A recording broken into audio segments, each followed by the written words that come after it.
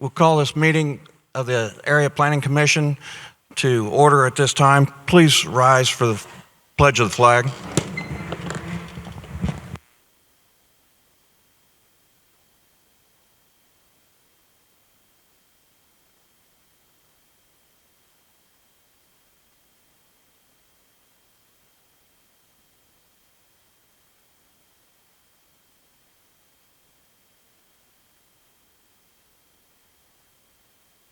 I want to thank everyone for coming out tonight.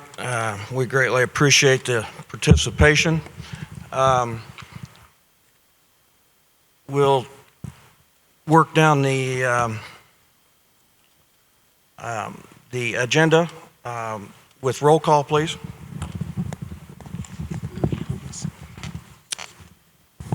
Darren Price. Present. Bill Free. Present. Dale Munson. Gary Naylor. Present. Robert Stewart. Brian Robb. Bill Mackey. Daryl Drew. Bill McDaniel. Tim Sparks. Present. Jeff Wessling. And myself. Everybody's here. Okay, we do have a quorum, so we'll proceed on with minutes to be approved. You have in front of you the October 24th meeting for approval. Daryl makes a motion to approve. Tim seconded. Any questions or comments? Yes, I just found that out today. Okay. Yeah. All right. With that correction. Any other questions or comments? All in favor signify by saying aye. Aye. All opposed, same sign. Motion carries.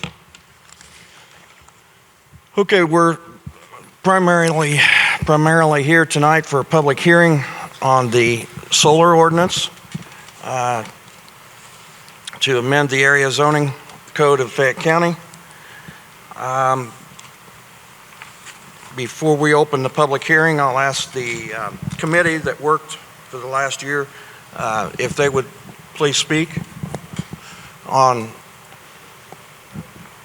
what they worked on, what they did, and what they're presenting tonight.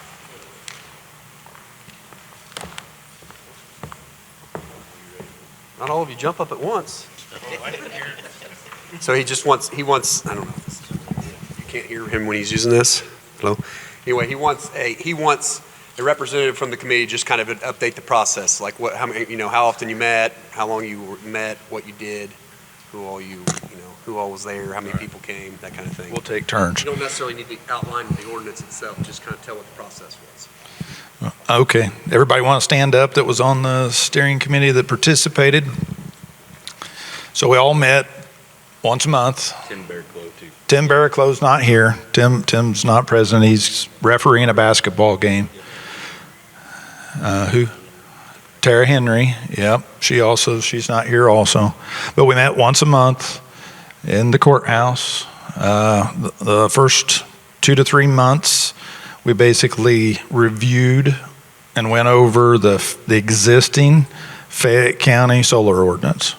Talked about it, talked about what we liked about it, kind of the good, the bad, what we wanted to do. In that 2 or 3 month period, we also went to some other counties and asked for their existing ordinances so we could compare those ordinances to what Fayette County had and what the group kind of wanted to see and change and everything. I think during that we all decided that we had found Franklin counties. We'd looked at what was Randolph County, Delaware County, and Madison County. So all those counties were ordinances that we all kind of looked at and reviewed. And we kind of ended up settling on the Madison County existing ordinance that they have that's on the books today.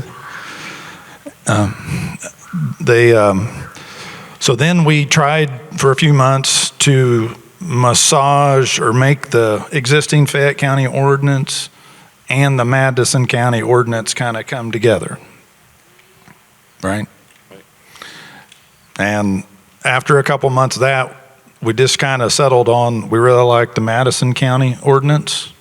It protected all the citizens involved, the businesses involved. We felt like it was very well written. You could read it and understand what you had read after you were done with it. It wasn't a lot of it was simple to read. It was simple to read, and we were able to follow along. And then we just basically started at that point going page by page, by paragraph, by paragraph, by paragraph through the Madison County ordinance, trying to play the lawyer, but we're not a lawyer, right? We tried, right? That's what you get paid the big bucks for, right? And hoping that, you review it at some point and make sure that we haven't left out some holes in it, But we basically, literally month to month, went through it page by page and found there were good compromises, because we had a member of the committee he owns his own solar panels. One of them, Tim Barraclough, owns solar panels. So we listened to what Tim wanted, and, we pretty well agreed to, it was very, I don't know what the right word, we enjoyed it. Most of us, I think, would say we enjoyed the process, that it never got really catty, or we didn't fight too awful much or anything, right? Wherever Richie might have raised his voice every once in a while, and Dwayne might have raised his voice every once in a while, but for the most part, we got along pretty well, right? Jan didn't behave herself very often, but that's another story. So, Josh, you got anything you want to add?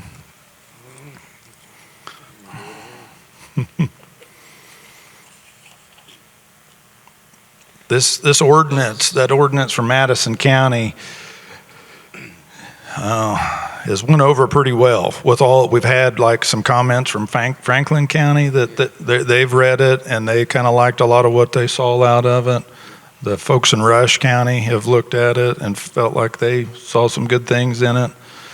There's a gentleman here today from Shelby County that has really participated in Shelby County solar projects. We actually had him speak one night. And if you have questions about the good and the bad, the ugly, about what a commercial solar farm can do to a community, it'd be great to let him speak tonight, because he can speak on behalf of it, because his own family farm has some ground that's currently under construction to get a solar farm on it today. And he has had a tremendous amount of time and effort with lawyers and it was really eye-opening to hear what his family has experienced with trying to deal with it. It's not been a very positive experience. So I guess I'll add that in the process of that, a member of the committee had paid an attorney, to kind of help us get started with this. So there is some of that's gone on that we paid for himself, to kind of help us get started with that legal side of it and what that is. So there has been some of that it's been looked over.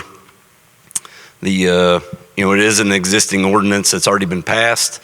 That was another thing that we really thought was vital to bring forth, was something that was already kind of been gone through, been proven. We just have to adapt that to Fayette County. So.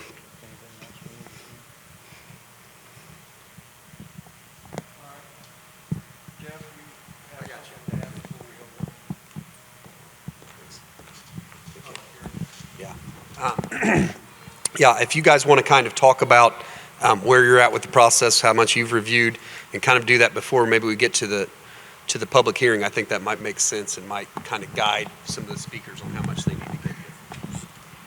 Anyone have anything they want to talk about before we get started with the public hearing?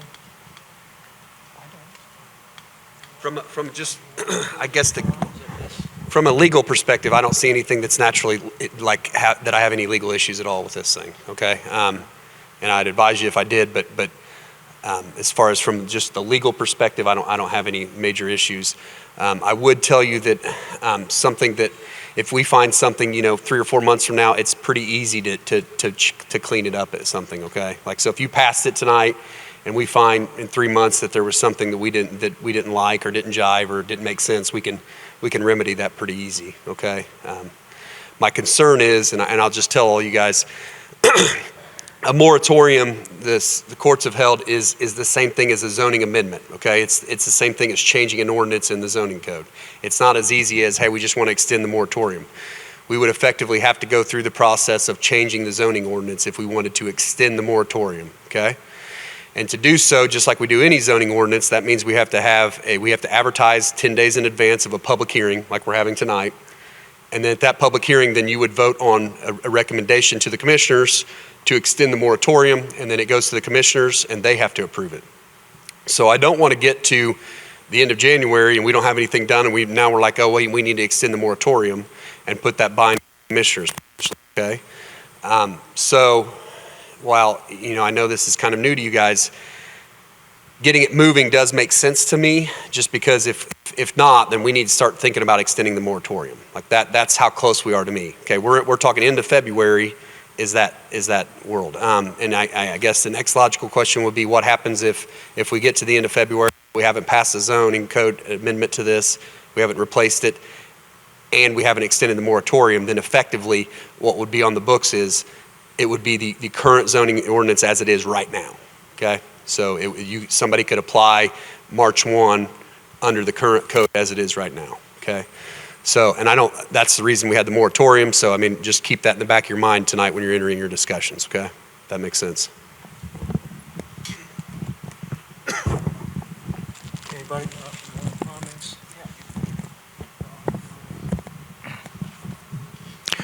Well, I've gone through this, and I want to congratulate you for taking it right out of the Kamala Harris playbook. Because she said she was anti-fracking, she was pro-fracking, but should make it impossible to do any fracking because she didn't want fracking. And right here at the beginning, it says this will basically ban this in Fayette County. Right off the bat, we say it's going to ban. I think you're reading deliberations. It's not this. That the ordinance doesn't say it's real effective. Well, I'm just saying we were afraid of getting our throats cut, so we didn't want a prison here a few years back. Sullivan County's thanking us for that. I thought on area planning it was our job to help create jobs, create income to save the taxpayer money. And all we're doing is preventing that. We have a county up here making $8 million a year off of solar and wind, and our total budget's 10. Wouldn't that be great if we could cut everybody's taxes instead of raising them every year to meet budget? And if you don't want solar on your farm, then don't. But don't tell your neighbor he can't have it. We're going to make him set it back 3 to 4 football fields to even have one.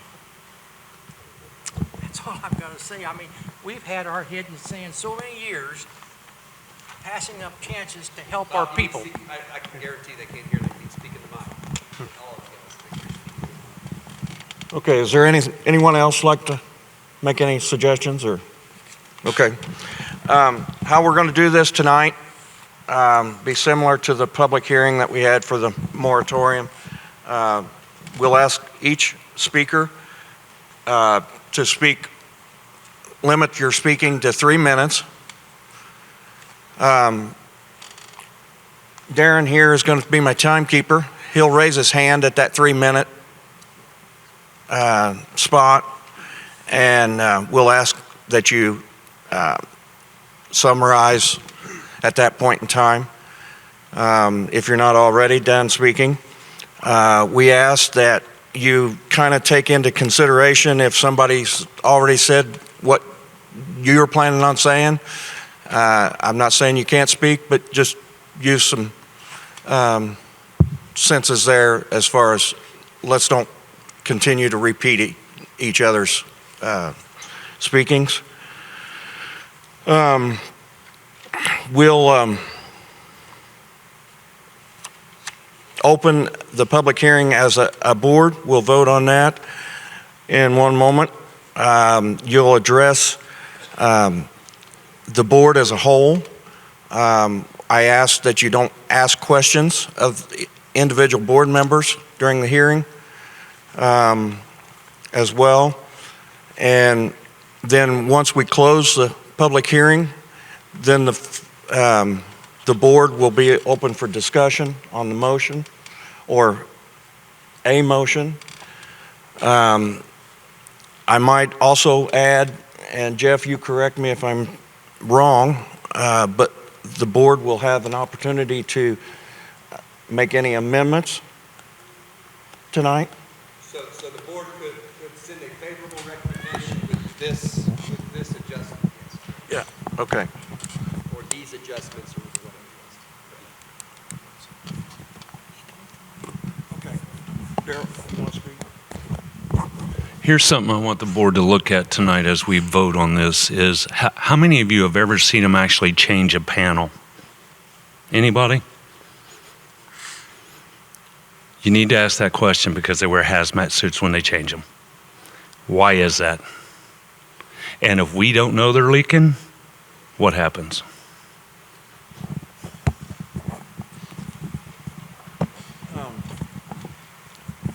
But once we close the public hearing down, then there will not be any more input from the audience. It'll just be input from the board members on an individual basis for the discussion. And like I said, if there's some changes that we want to make as a board, we can do it through amendments to the ordinance. We can send the ordinance to the commissioners with a favorable or unfavorable recommendation as it stands or as amended tonight. Or it could also be tabled for further discussion.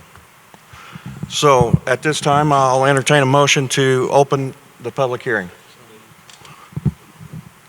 There's been a motion made and seconded that we open the public hearing. Any other discussion or questions? All in favor signify by saying aye. Aye. All opposed, the same sign. Motion carries. I do ask that if you haven't signed in, if you do wish to speak, when you come up, the signature sheet is there at the stand there, the cart. Please sign it, and so that we have record of who spoke. And also, go ahead and state your name as well. Appreciate me. So, whoever would like to speak, you're welcome to. I got a question. Like, the steering committee was kind of asked to,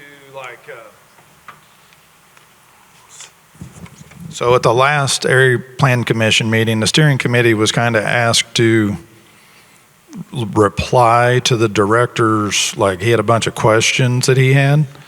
Can we reply to those questions, or is that going to eat up each one of our individual 2 or 3 minute periods? You can reply to those. Okay, should we do that now?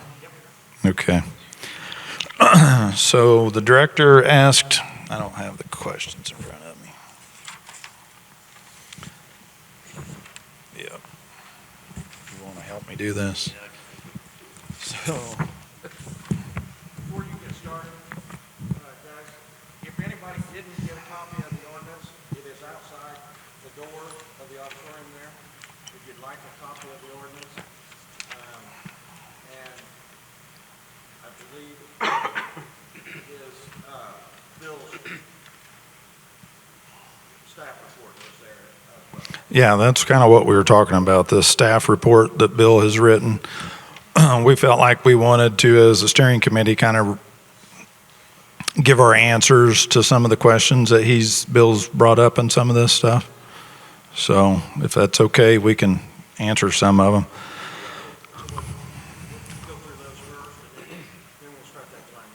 Okay, thank you. So number one on his list here was talking about the rationale for behind the setback and the separation distances. The group, and there wasn't much argument about it really, decided that we wanted to protect all the landowners, the adjoining landowners.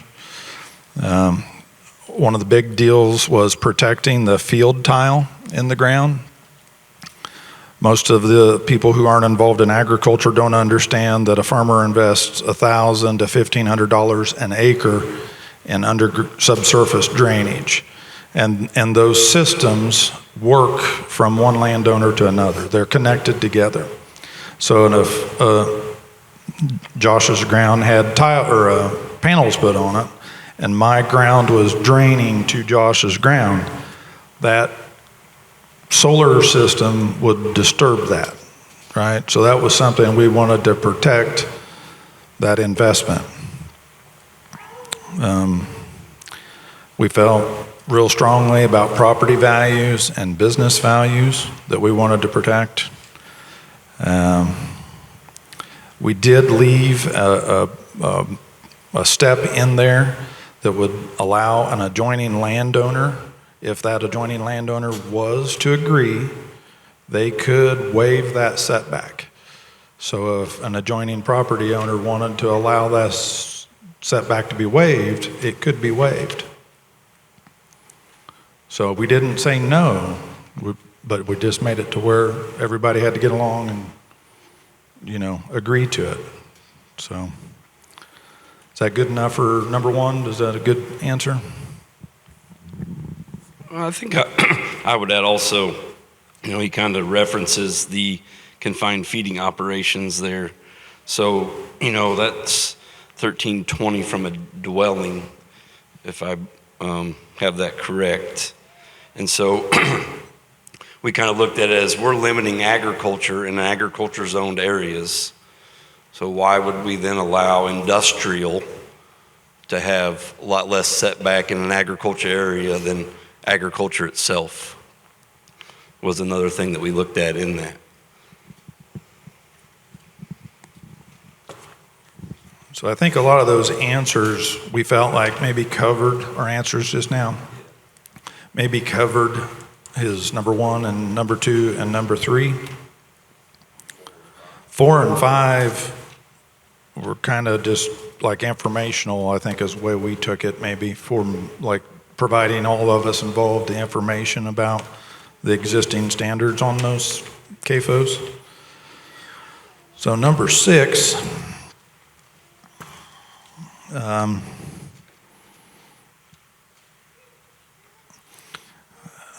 we basically asked all the steering committee members if they had one person come to them and say, yes, we wanted solar.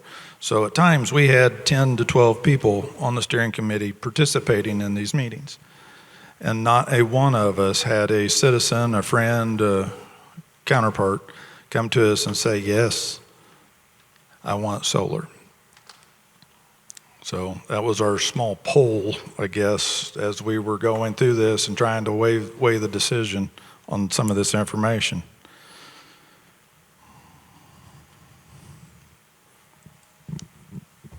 Yeah, I think, we kind of referenced back at the start that Fayette County Comprehensive Plan that the community had kind of put together, and some of the, their, what they would like to see with agriculture.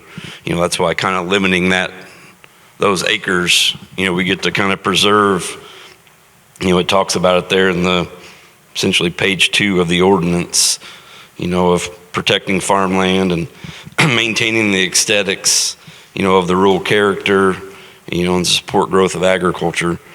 That's why we've kind of limited those acre-wise per project.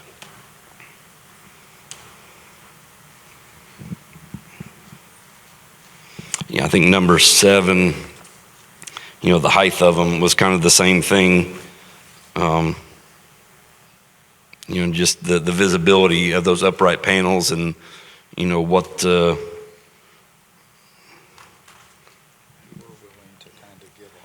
yeah, being able to see. But that's something that, I guess as a committee, we expressed that we, Bill kind of talked about the 25 foot there, put that in there. But that's something that we're not, dead set on, the 15 feet that we have in there. So, we're just trying to protect the sight lines of what people can see. If we get them too tall, then we block a lot of that.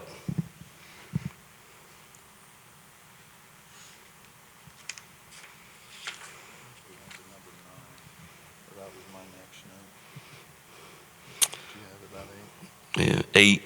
So 8, he's talking about the native drought tolerance mix options. I guess our rationale behind maybe taking that out was, trying to preserve as much farm ground as we can. If we allow these buffers to continue to grow and grow, we've taken, the panels are out of production. Now we've got an extra so many feet of native stuff that's not getting, in agriculture production as well. So that was our, I guess, rationale as we looked at that on those, as number 8 there. What do you have for 9?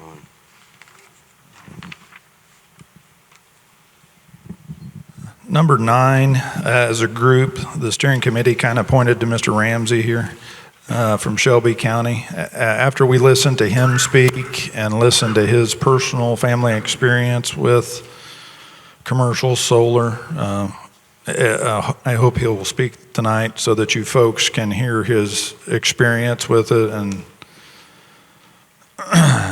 their family basically can't get out of the lease. I hope he shares some of that. At the end of the 30-year lease, their family cannot opt out. The only people that can opt out is the solar people. And that's just not right. I can't let that happen, So that's something we hadn't learned until he came and shared that with us.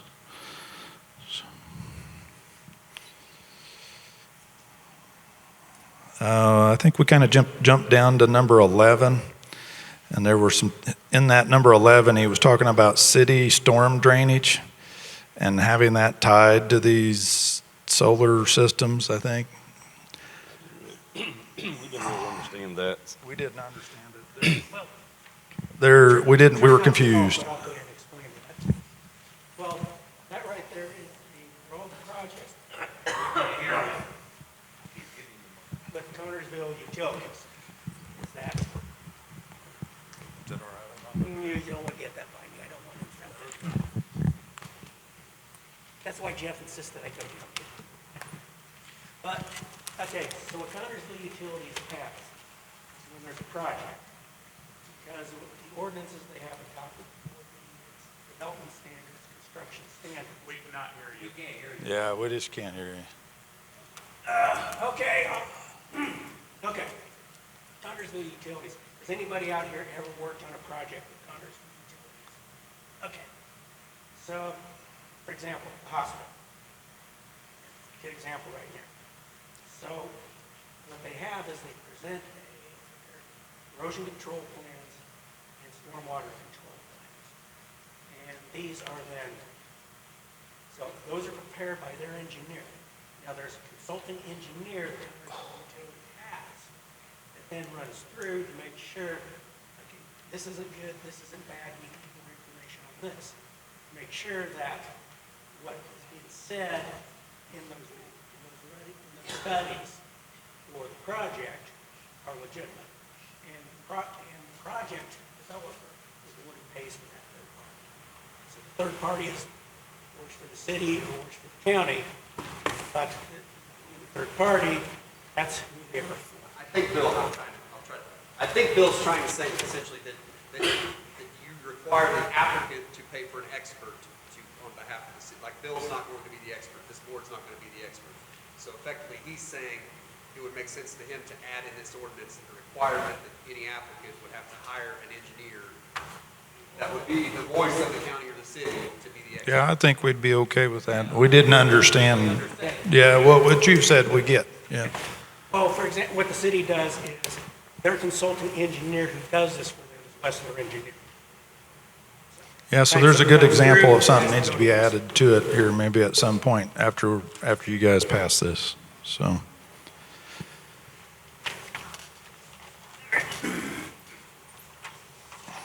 You got any?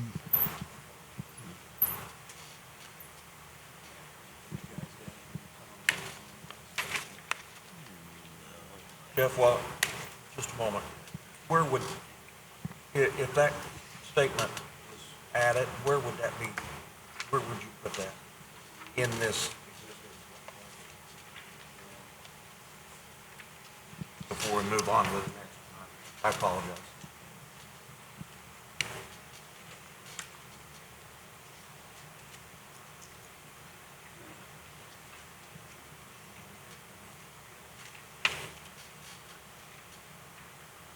I mean, instinctively, somewhere around number 7 might make sense.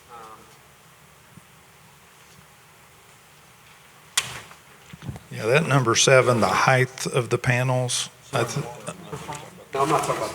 Oh. Okay.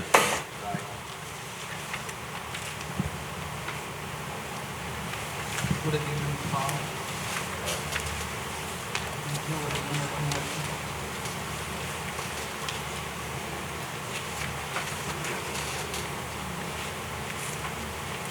Would it be number 5? Yeah.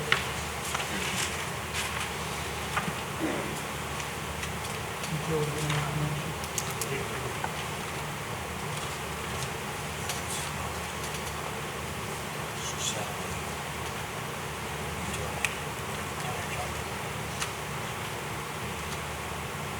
Yeah, but I think, I don't, I see what you're saying. I mean, potentially, yeah. But that's language that you can easily figure out where to put it. Yeah, If it we was could add amended. that link. So two ways. One, you could pass this with that addition, and I'll because there's a couple other things I'm going to advise you to add. Right? Or we could go ahead and pass it and then add that link. Okay. So just get something on the books. Number 7, why couldn't we add drainage to sewer and water? That would protect your drainage ditches, wouldn't it?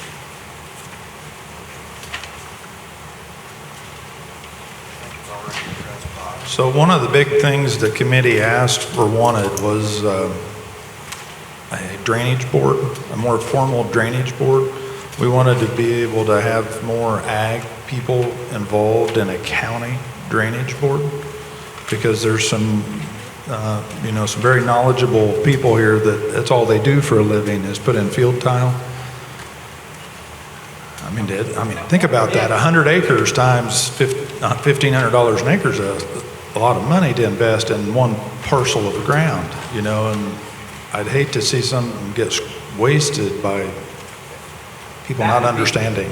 And I get that component, but the problem is this board doesn't have the ability to establish or dictate what the drainage board is. Sure, yeah, I get it. We just wanted to say it out loud. I think if this passes, that's something you can talk to the commissioners about. Yeah, thank you. Okay, let's go on then. If you have anything else to add.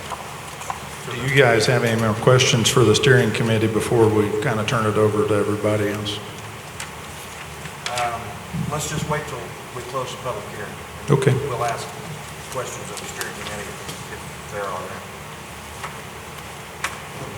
there. There is a letter U erosion control plan towards the end of the ordinance.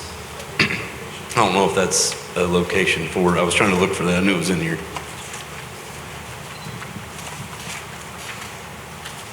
Put language like that for them to be able to. Okay.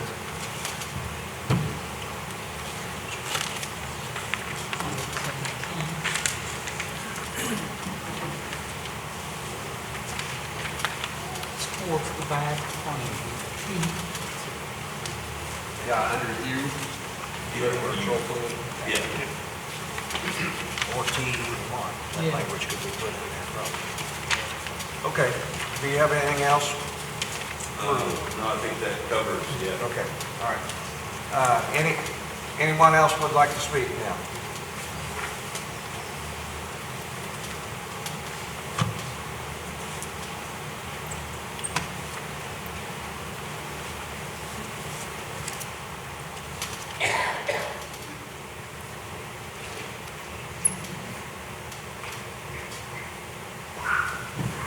Go ahead and state your name, if you haven't already signed in, sign up. I did. My name is Julie Lamberson. I just wanted to say, we've said this over and over again. Earlier I heard the comment that you're trying to generate and create jobs. And a lot of the people sitting out in the crowd today, factual Fayette County information, you've got 350 farm families in Fayette County. We have 70,000 acres that we can farm. The solar farm in Pulaski County is 13,000 acres. What I want you to think about a little differently, we all pay our income tax and our property tax, but there are more than 1,000 people that then serve us in this county.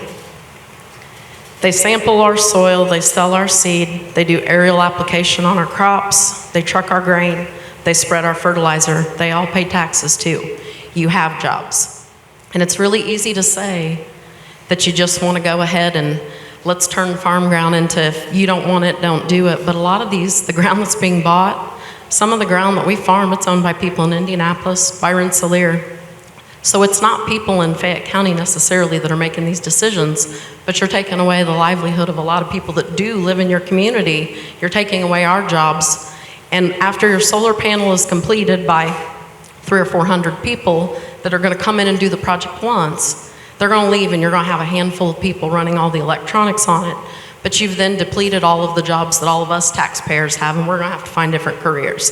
So when you only have 70,000 farm acres available in Fayette County, and we're all paying property taxes, and that's our income, depleting it, 7 or 8 or 10,000 acres, you've just eliminated a big portion of your jobs that you existing currently have in the county. The other thing too, and I know I've said this before in a previous meeting, drive to Dunreath, Indiana. It's in Henry County, next county over. Go to the Bellflower Solar Farm. It's behind Dunreath. It's 1 year old. The panels are already degrading. It's called photodegradation. The moment that photodegradation begins, they immediately begin depreciating the value on that to the farmer and to your tax dollars, what they're paying on it. So if you don't believe it, just go drive up and look at that 1 year old solar farm. They're already starting to decrease the property taxes that they pay to the county because the panels are already damaged a year into the project. Thank you.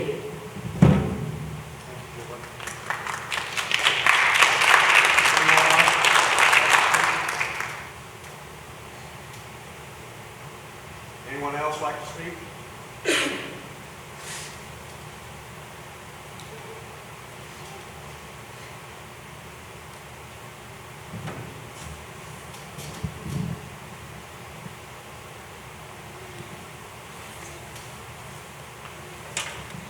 My name is Dan Naylor, and I would like to ask to gift my 3 minutes to James Ramsey. Okay, thanks, Dan.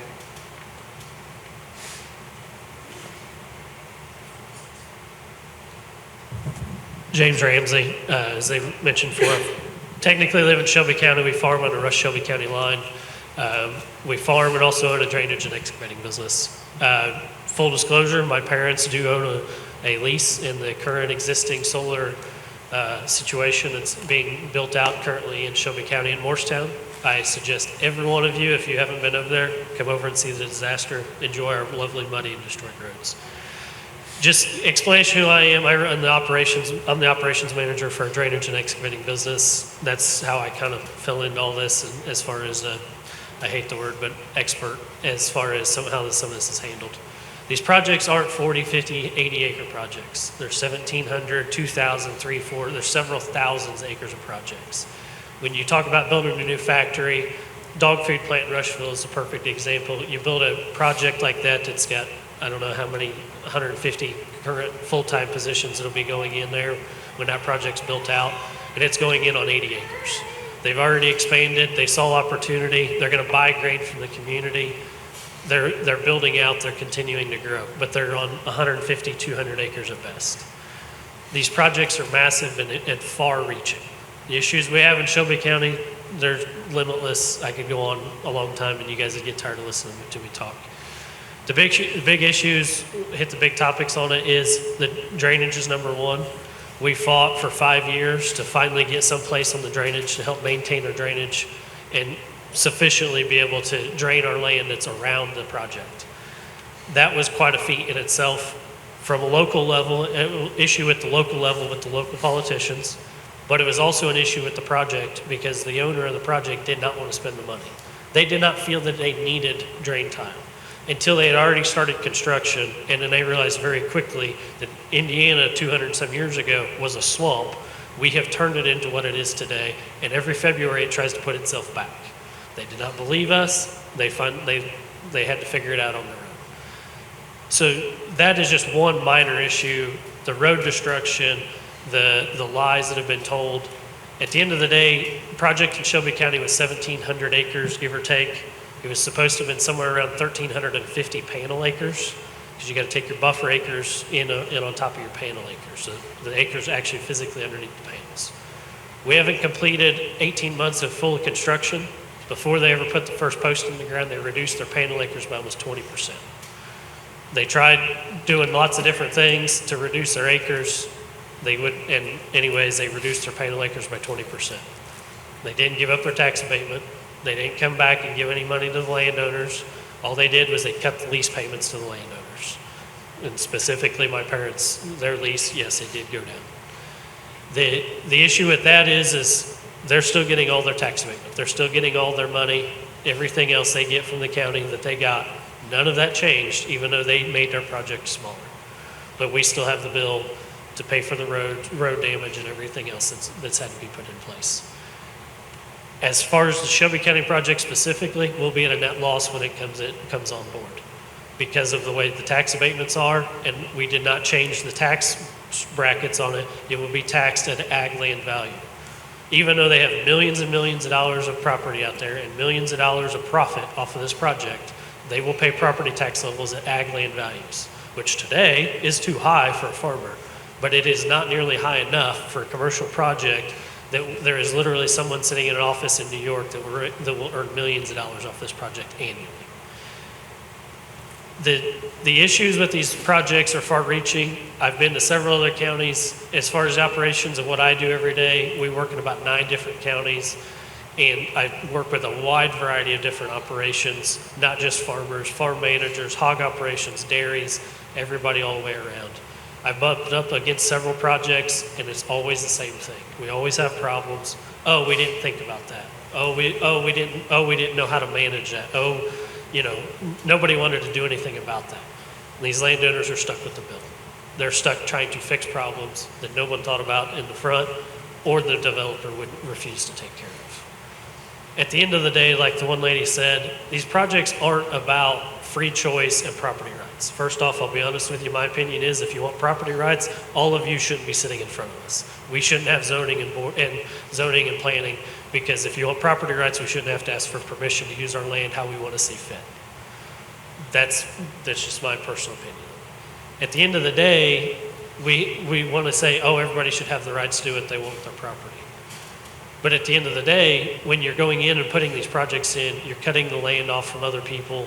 They have no ability, somebody wants to come in and build houses next to this project, but that project won't allow for drainage to come through it, and there was no forethought put into the drainage ahead of time. Who's going to pay that bill to, now we're limiting those people unless somebody can afford to put that drainage in to bypass the project. They're far-reaching. They'd love to tell you, we're going to do this, we're going to do that. They don't. And at the end of the day, all we do is we allow someone else to control the property and take care of it. I don't remember the exact statistic, but I was told the other day that I'm going to say over 75%, because it was a very high percentage, of all solar projects in the United States are not financed by United States companies. They're owned by Iranian and Russian companies. Thank you for your time.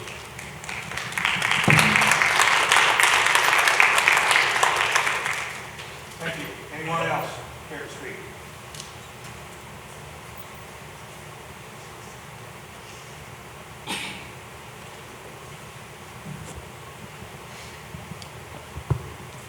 Kurt Naylor.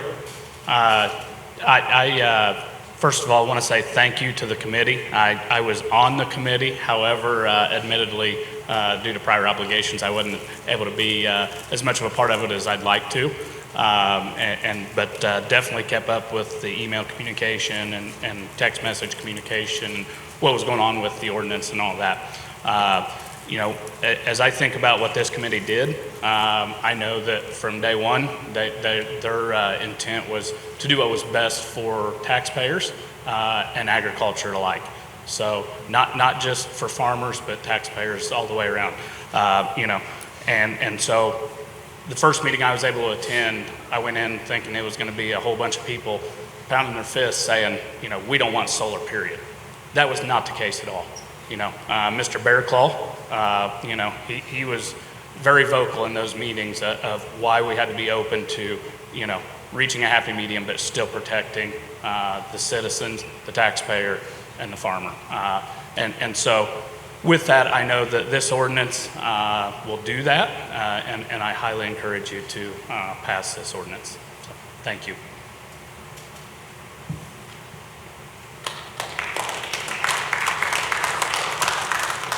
Anyone else?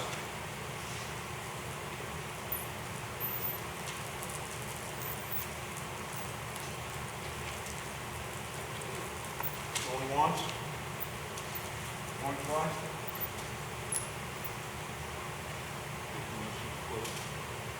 Motion made by Darrell to close the public hearing. Is there a second?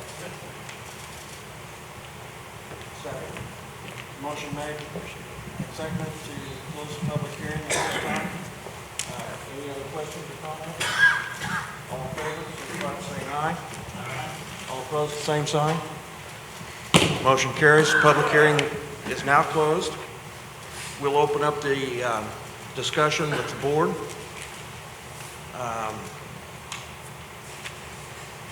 Any comments, questions?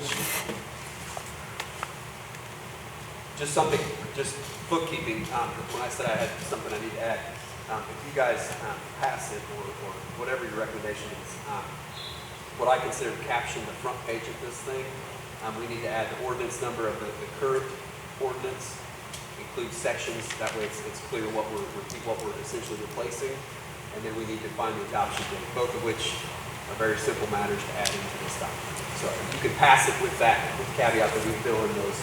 If you notice, they put asterisks.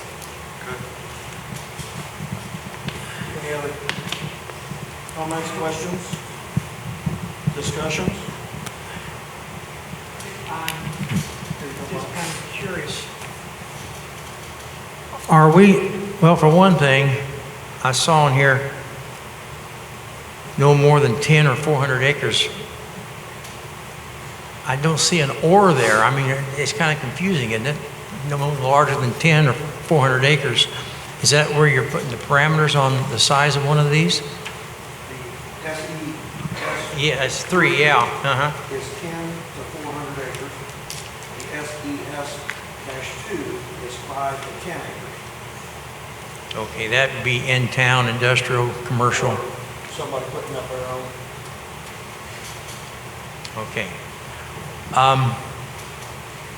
So if we had 3 farmers with 200 acres each that all 3 wanted to use the solar for income to their farm, they couldn't do it because it'd be 600 acres. Is that what we're saying?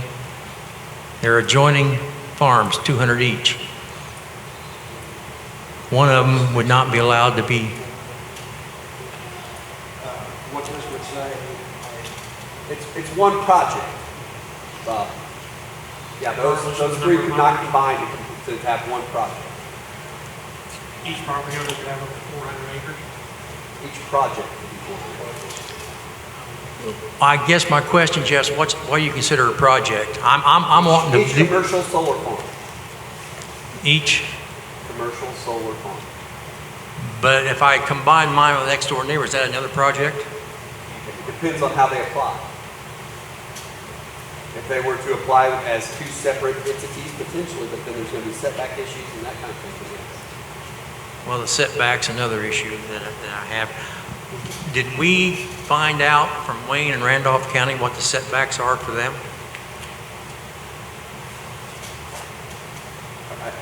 Are you asking the committee that question? Yeah.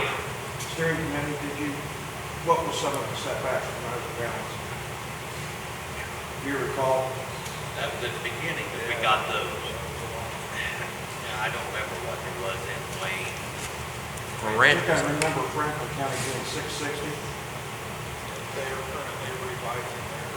Yeah, they're currently, yeah.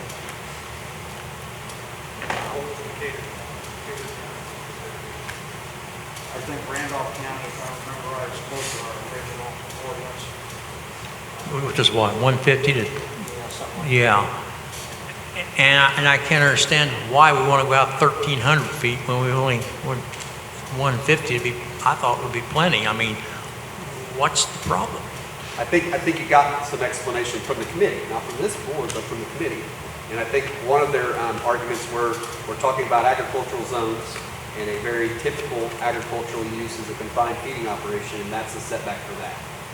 So I think that's, if you're asking where they came up with those numbers, I think that's it. They gave. I've had phone calls, Jeff, from people with these questions. They don't want a solar farm across the street. And I said, yet where were you when we was talking about confined feeding? You didn't care about that, did you? I mean, there is a difference between smelling hog crap and having a solar farm, in my opinion. And I'm not against either one of them, but there is a difference between the two.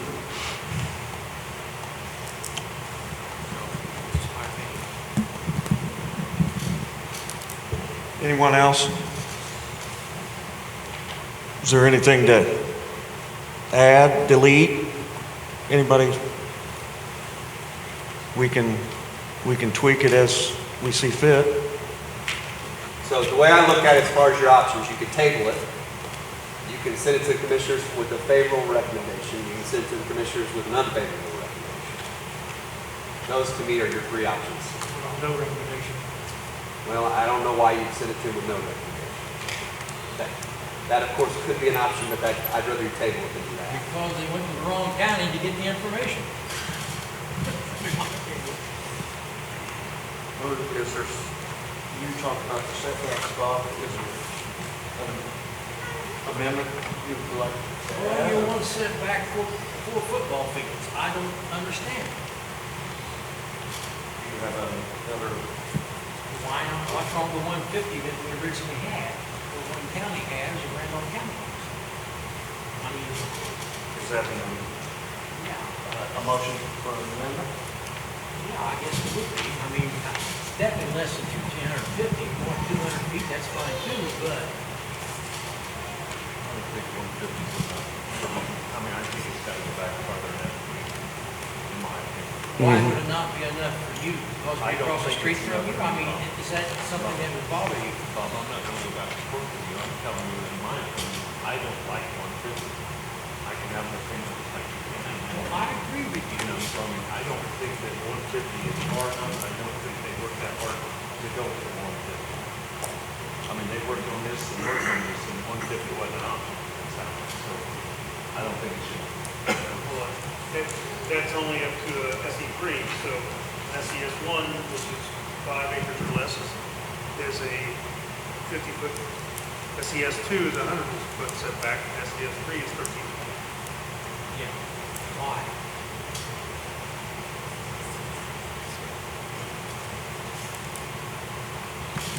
Given the fact that you're somewhere between 10 to 400 acres, I'm assuming that's because of the larger amount of land that you're having to work around, fencing, tiling, drainage.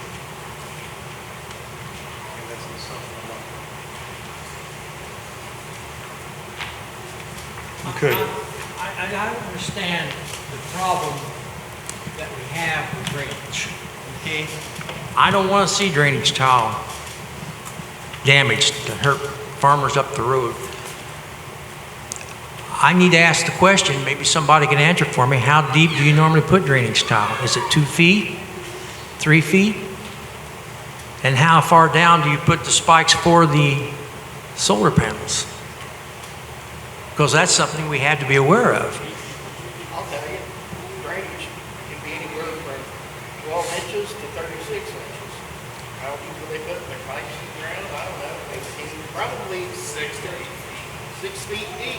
So they're going to drive through a tile that they don't know they drive through. Is there a place you can locate the tiles? Is there a way to locate it?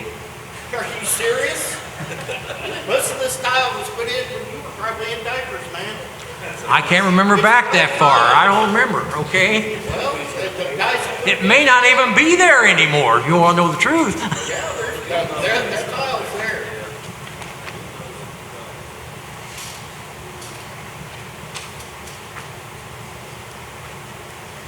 Okay, Bob has an amendment. I think there's a motion. Or a motion to amend to 150 feet on the SES3 setbacks. Is there a second? You said it 200, 250. I think 1350. Well, Bob, it's your motion, so you can't have. I recommend 200 feet. The motion to amend it to 200 feet. Is there a second? Is there a second? Motion dies, lack of second. Any other discussions? Is there a motion for the, I'll make a motion with a favorable recommendation. And changing a few things that he needs changed in this form. Just the non-material to the actual ordinance, but the caption.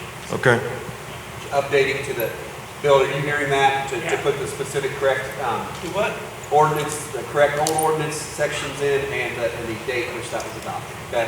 That's something that has to be done before I forward it to the commissioners and the city council. What is this? This is what, a No, forward? no, they're passing it with those changes to with this. those changes to it. Which changes? So the very front page, the caption page, Yeah. to where they're saying they're replacing the old ordinance. There's asterisks there where they have not put it, where they didn't probably have the original ordinance number, and they're replacing it with that. So the only two things that we would need in numerous places are, one, the original ordinance number, which would be easy enough to ascertain, and two, the date in which that was adopted. Are you comfortable with that, Bill, if they pass it? Yeah, That well, I change? just need to make sure is I include the ordinance number for both the city and the county. And I know that alleviates one of your concerns, which I shared in the fact that this wasn't clear what it repealed. Now it's very clear to me what would be repealed. Replacing. You understand, Bill? Yeah, Okay. that's good. That's a part of his motion. There's a motion made by Darrell. Do we need to add what they talked about earlier about adding, or? Because we don't have that specific language, I think we could change that down. I think that's a very important thing to add. I feel comfortable advising you not to do that yet. Okay, all right. There's a motion made by Darrell to send a favorable recommendation with the legal words added, necessary legal stuff added. Is there a second? There's a second. Also, the motion has been made to send a favorable recommendation to the commissioners and the city council. Is there any other discussion or questions? Seeing none, we'll take a roll call vote.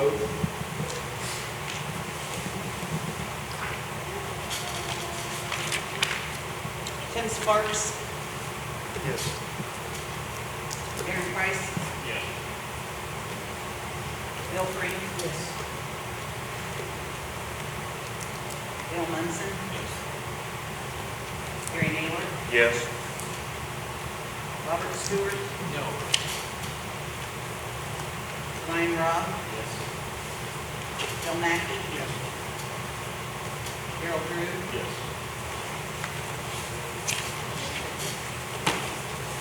Motion passes Now, with someone one do- nay vote. Someone can do you a favor though. And on everything else, we're going to have recommending that the motion actually referred too, so I can have that right on the top of my stuff. What do you say? What did you just say?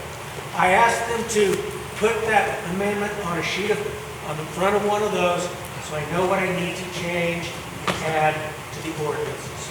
Those are the city and the stuff. One of this. Jeff, can you have? Yeah, he just needs to, are you familiar with the caption of this? Yeah. It's just the asterisk. So the asterisks say, right here, that pursuant to ordinance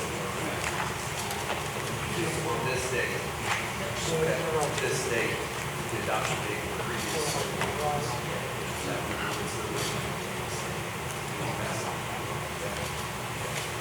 So you're all these things like all. Then this right here is the, on this day,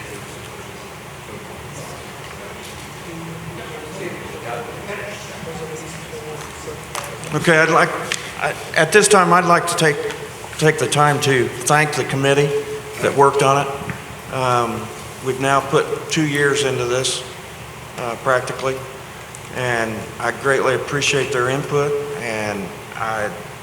with this ordinance, and I hope that it can be used for many years now and built on to as well.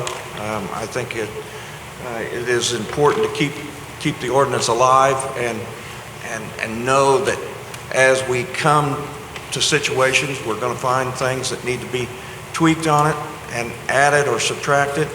And I appreciate everybody's input, and I hope that you would all continue with that input over the coming months and years.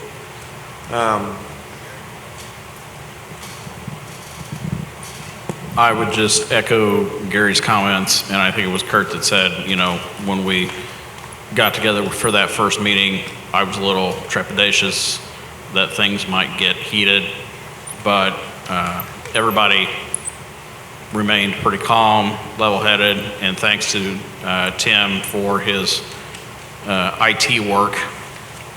Without that, I think this would have taken a whole lot longer. Okay, with that, it will be sent to the commissioners with favorable recommendation. I'm assuming, Bill, that it'll go to them their first meeting in January? Yeah, first meeting in January, but what I should probably do, because council meets the day before, city council. On Monday, yeah. So what I would probably do is then just means that the city council would probably be the second city council meeting in January, which is the third week, because they think that there's going to be changes or other actions right there. I think we want to see what the commissioners will respond to before we would then present it to the city council. So most likely it'll go to commissioners first, which will be their first meeting in January, and then the city council's second meeting in January. So. No, those don't have to be they're at public meetings, they don't have to be a public meeting. Their requirement's one public meeting. If it's going to city council, are they going to be voting on 3 or just on 2? They're going for what? It's going to be going to city council. Why would they care what happens out in the farm ground? Because it's an area plan, it's an area zoning code that both the city and the county take part in. And the so cities both need to act on this ordinance, because the city adopts it and the county adopts it, because they're partners in the area plan commission.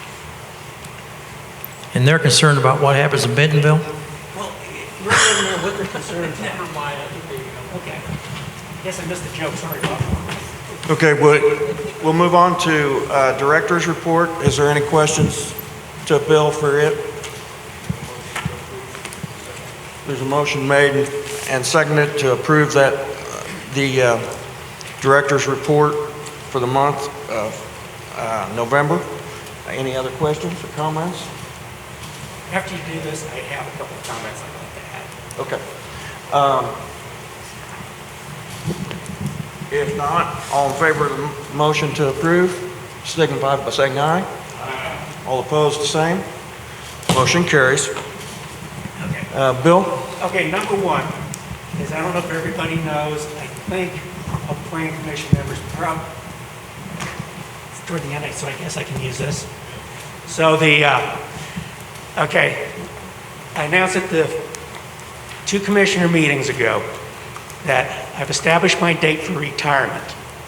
I'm retiring on the December 31st of 2026, so I have 2 years. So the first thing I'm doing is I'm also in the process, I still need to put in the ad for hiring a building inspector. So I want to get that in place. Then I need to make the arrangements and work with the county council so we can start getting funding in place and a plan to get a planner in my position. So then I can also then get this person trained up for this position. So my goal is both the council and the commissioners they've always treated me well. So I don't want to dump anything on them. So they've treated me well, they're my friends, they're my colleagues, so I want to treat them right. So I want to give it 2 years so that I can then try to ensure that hopefully no chaos, but minimize the potential chaos of the transition. And I didn't mention the second one is that, so the position for the building inspector, I hope to get a full-time, but the county council went with a part-time position, which is 28 hours a week. But they did leave my request for $25 an hour. So I think that someone who has a building trades experience, they're retired, it could be another in additional income, because it's about $33,000 plus a year for a part-time job. So that's all I wanted to add. And a lot of that was for the television. Thank you, Bill. Thank you. Is there anything else that needs to be brought before us tonight? Motion to adjourn, how about a second? And a second. All in favor signify by saying aye. Aye. All opposed, the same sign. Motion carried. Meeting adjourned. Thank you for everyone.